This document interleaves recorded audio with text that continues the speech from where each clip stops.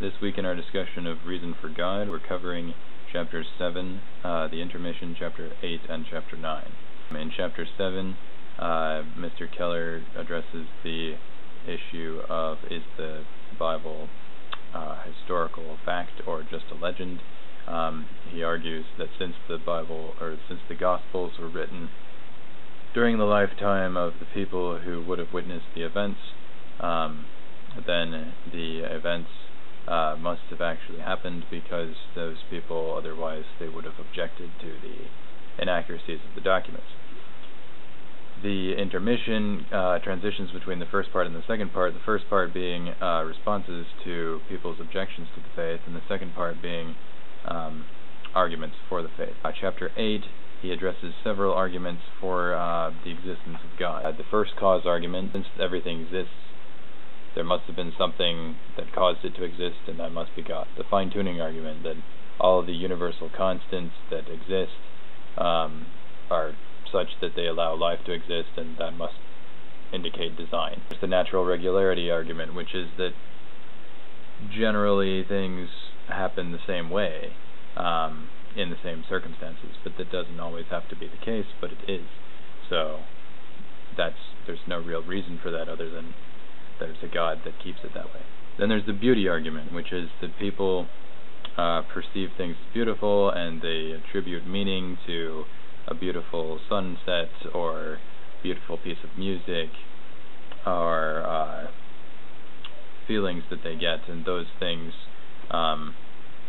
if they're just random chance, they really have no meaning, but since we think they have meaning, that meaning must be God. And then he addresses the argument that all of these things are the result of natural selection, and he says, well, isn't our thinking process the result of natural selection as well, and therefore isn't it equally untrustworthy? And so the fact that we even trust our own thoughts, our own cognitive faculties, indicates that there must be a God that allows us to have thoughts that are actually accurate.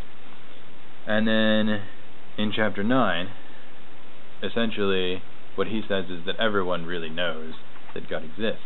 And he does this by saying, well, everyone has a sense that there must be right and wrong in the world, and in order to establish a standard of what is right and what is wrong, there must be a God who establishes that standard. And so that's the argument for God as a source of morality. Is it possible to have undeniable proof of what is true? From what we've previously discussed, I've established that all knowledge is essentially based on assumptions, and therefore, if we really wanted to not make any assumptions at all, then we would be stuck not knowing anything. So essentially, I suppose that everything that we think we know are all equally based on faith, and are all equally an issue of personal intuition or preference. Next week I am going to be on vacation on Wednesday, so you will have to expect that my video will be somewhat late.